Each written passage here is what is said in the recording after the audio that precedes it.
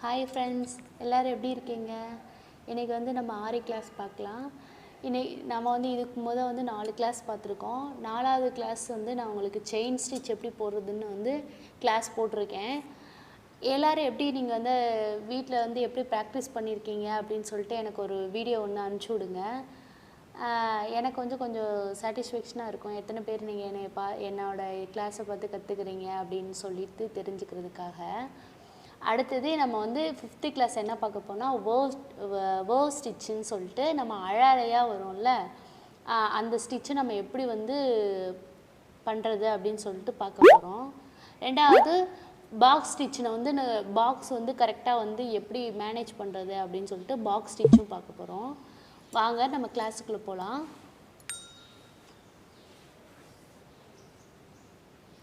பாருங்கள், அதே மாதிரி தான் நம்ம செயின் எப்படி போட்டோமோ அதே மாதிரி கொஞ்சம் குட்டி குட்டியாக நம்ம போட்டுக்கிட்டு வந்தோம்னா ஃப்ரண்ட்டு பேக்கு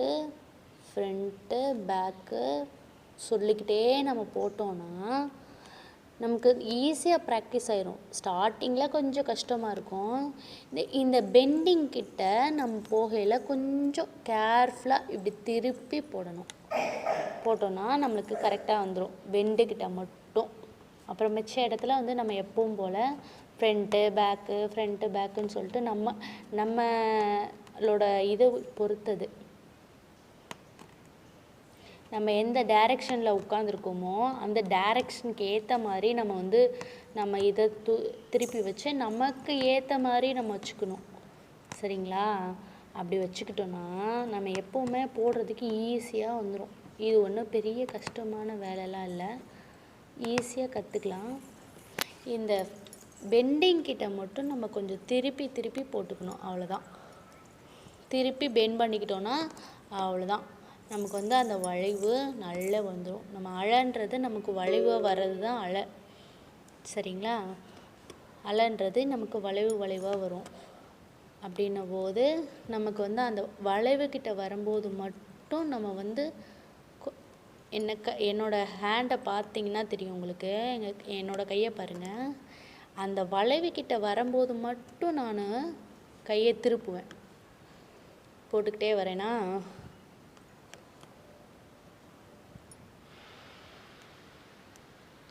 போட்டுக்கிட்டே வரும்போது இந்த பாருங்கள், திருப்பிட்டுனா ஹேண்டே இப்படி போயிடும். இந்த வளைவு கிட்ட வரும்போது என் ஹேண்டே இப்படி போயிடும். அப்புறம் மற்றபடி போடும்போது நான் வந்து ஒவ்வொரு வளைவுக்கும் நான் ஹேண்டு மாற்றுவேன். பாருங்கள், கையை வந்து எந்த பக்கம் திருப்பி மட்டும் வச்சுருப்பேன். ஹேண்டு மாற்றுவேன்ட்டா பாருங்கள், திருப்பி மட்டும் வச்சுக்குவேன். இந்த வளைவுக்கிட்ட நான் என் ஹேண்டை வந்து இந்த பக்கம் வச்சுருக்கேன்.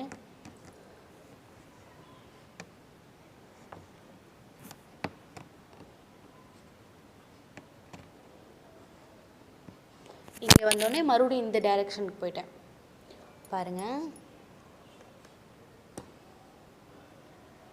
நம்ம இந்த செயின் போடுறோம்ல, ஃப்ரண்ட்டு பேக்கு அப்படின்னு சொல்லிட்டு அதே ஃபார்முலா தான். நம்ம வந்து அந்த வளைவுக்கிட்ட போகும்போது இந்த பக்கம் இருந்து போகும்போது நம்ம ஃப்ரண்ட்டில் போயிட்டே இருப்போம். அப்படியே அந்த வளைவுக்கிட்ட போகும்போது நம்ம என்ன பண்ணுவோம், பேக்குக்கு மாற்றிக்குவோம். அதே ஃபார்முலாவை நம்ம பயன்படுத்தி தான் இந்த வளைவுக்கு வந்து இது பண்ணுறோம். நம்ம ஸ்ட்ரெயிட்டாக போகலாமா அப்படின்னா ஸ்ட்ரெயிட்டாக போனோன்னா நமக்கு அந்த பெண்டிங் வந்து கரெக்டாக தெரியாது நமக்கு. அதுக்காக தான் நம்ம வந்து இந்த ஸ்டிச்சை வந்து மாற்றுறோம். நமக்கு அந்த வளைவு கரெக்டாக தெரியணும்ல, அதுக்காக தான். பாருங்கள், மறுபடியும் நான் மாற்றிட்டேன்னா ஈஸியாக கற்றுக்கலாம். ஃபஸ்ட்டு வந்து நீங்கள் அந்த செயின் போடுறதுக்கு நீங்கள் வந்து பொறுமையாக நீங்கள் செயின் போட ஆரம்பிச்சிட்டிங்க அப்படின்ட்டா ஈஸியாக கற்றுக்கலாம்.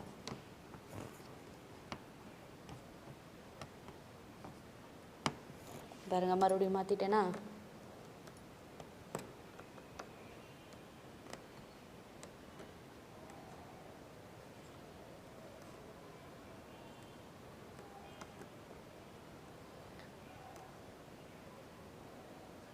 நீங்கள் ஃபஸ்ட்டு இந்த மாதிரி வரைஞ்சிக்கோங்க. வரைஞ்சிட்டு ட்ரை பண்ணிங்கன்னா அந்த செயின் வந்து உங்களுக்கு ஈஸியாக வந்து ஸ்டார்டிங்கில் போட ஆரம்பிச்சிட்டிங்க அப்படின்னா இது ஈஸி தான். நமக்கு இது டைரெக்ஷன் திருப்புறது மட்டும்தான் நம்மளுக்கு இது பாருங்கள், நான் போட்டு முடிச்சிட்டேன். என்னோட வோவ் ஸ்டிச்சை வந்து கம்ப்ளீட் பண்ணிட்டேன். உங்களுக்கு சொன்ன அதே ஃபார்முலாவில் தான் நான் வந்து ஏற்கனவே உங்களுக்கு ஃபோர்த்து கிளாஸில் போட்டிருந்தேன் எப்படி வந்து நாட்டு போடணுன்னு. அதே நாட்டு தான் நானும் போடுறேன் பாருங்கள். உங்களுக்கு சொல்லித்தரேன் பாருங்கள். ஏற்கனவே நீங்கள் போட்டிருக்கீங்க. நாட்டும் நீங்கள் வந்து அந்த செயினும் கற்றுக்கிட்டிங்கன்னா ஈஸியாக முடிச்சிடலாம். இங்கே பாருங்கள்,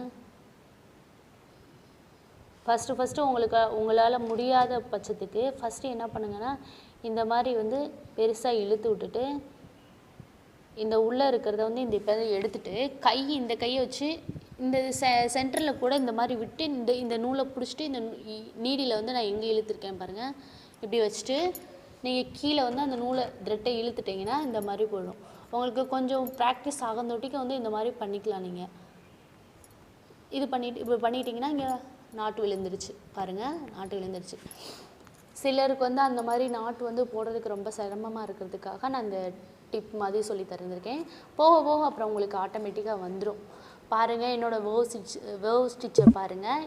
எந்த இடத்துலையும் வந்து கரெக்டாக வந்திருக்கா, என்னோடய பெண்டிங் வந்து கரெக்டாக வந்திருக்கு பாருங்கள். வோவ் ஸ்டிச் பார்த்தாச்சு. இப்போ பாக்ஸ் ஸ்டிச் பார்க்கலாம். எப்படி பாக்ஸ் வந்து இந்த எட்ஜில் வந்து நமக்கு கரெக்டாக எப்படி வருது அப்படின்னு சொல்லிட்டு பார்க்குறது தான் பாக்ஸ் ஸ்டிச்சு. பார்க்கலாமா? வாங்க பார்க்கலாம். நீங்கள் அந்த நூலை கட் பண்ணணும்னு அவசியமே கிடையாது.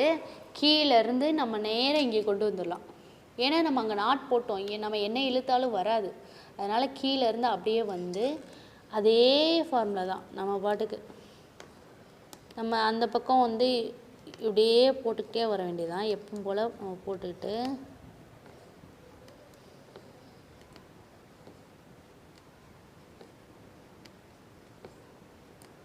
இந்த பாக்ஸ்ட்டு வரும்போது இப்படி கீழே வரையும் போட்டுட்டு மறுபடியும் இந்த பக்கம் நம்மளை நோக்கி ஒரு ஸ்டிச்சு, ஆப்போசிட்டில் ஒரு ஸ்டிச்சு போட்டு நம்ம அப்படியே ஸ்டார்ட் பண்ணிக்கிட்டே போயிடலாம். நமக்கு அந்த பாக்ஸ் வந்து கரெக்டாக இருக்கும்.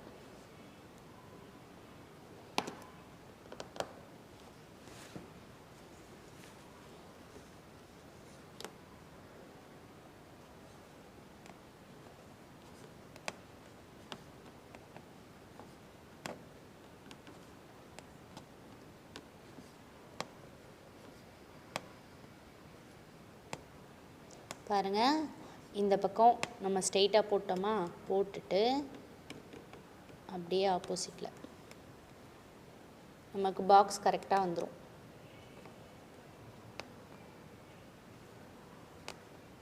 நீங்கள் இந்த மாதிரி பாக்ஸ் போட்டுக்கிட்டிங்கனாலே தெரியும்.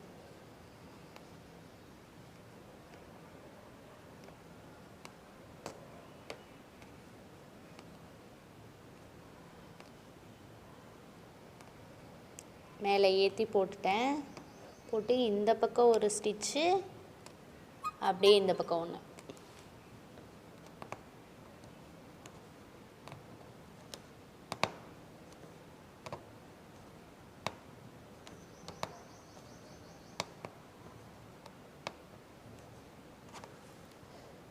இந்த பக்கம் போட்டோமா, போட்டுட்டு மேலே ஒன்று, அப்படியே கண்டினியூஸாக கீழே ஒன்று.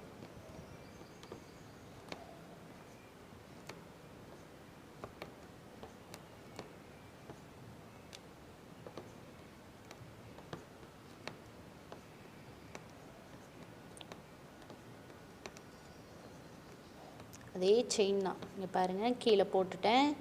மறுபடியும் ஆப்போசிட்டில் ஒரு செயின், அப்படியேவும் நம்ம இந்த பக்கம் அப்படியே கண்டினியூ பண்ணுறோம்.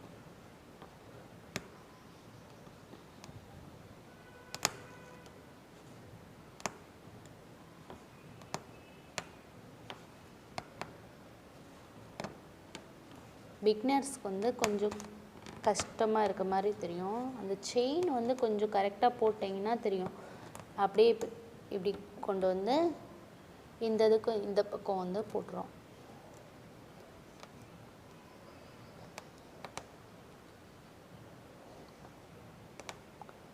உங்களுக்கு வந்து எதுவும் டவுட் இருந்தால் நீங்கள் எப்போ வேணாலும் நீங்கள் கமெண்டில் கேட்கலாம், கால் பண்ணி கேட்கலாம், எப்படி வேணாலும் கேட்கலாம். பாக்ஸ் ஸ்டிச் வந்து ஈஸி தான். மேலே போட போகிறோம், அப்படியே நம்ம இந்த சைடில் ஒன்று,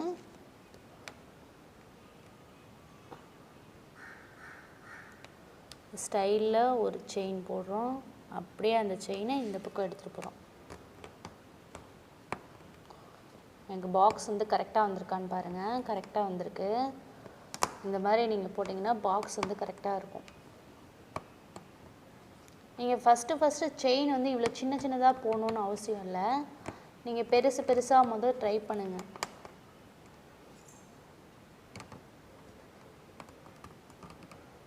இப்படி பெருசாக கூட செயின் நீங்கள் ட்ரை பண்ணலாம்.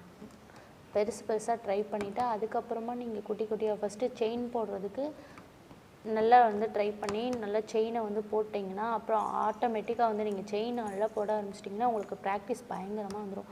நீங்கள் பாட்டுக்கு ஸ்பீடாகவே போட ஆரம்பிச்சிடுவீங்க. ஐயோ எனக்கு செயின் வரல, எனக்கு வந்து இந்த மாதிரி வரமாட்டேங்குது அப்படின்னு சொல்லிட்டு ஃபீல் பண்ண தேவையே இல்லை. ஈஸியாக முடிஞ்சிடும். நான் அப்போ அதை சொன்ன மாதிரி தான். இங்கே பாருங்கள், அழகாக நீட்டி விட்டுட்டேன். இந்த பாருங்கள், இதோட சென்டரில் நீடில் விடுறேன். இங்கே இருக்க அந்த இதை வந்து எடுத்துகிட்டு ஒன்று இப்படி திருப்பி விட்டுட்டு இது பண்ணுங்கள். இல்லை அப்படின்னா எனக்கு அந்த மாதிரி வர மாட்டேங்குது அப்படின்னு சொன்னால் இந்த இந்த இந்த விரலை எடுத்துகிட்டு இந்த மாதிரி நீடில் வந்து சென்டரில் விட்டு இந்த மாதிரி நீடில் நீட்டி விட்டுட்டு கீழே அந்த இதை வந்து பிடிச்சி இழுத்துட்டிங்கன்னா வந்துடுச்சு. அதே மாதிரி நீடில் பாருங்கள், நீடில் வந்து நான் கீழே இருந்து இதோட சென்டருக்கு வைக்கிறேன் பாருங்கள்.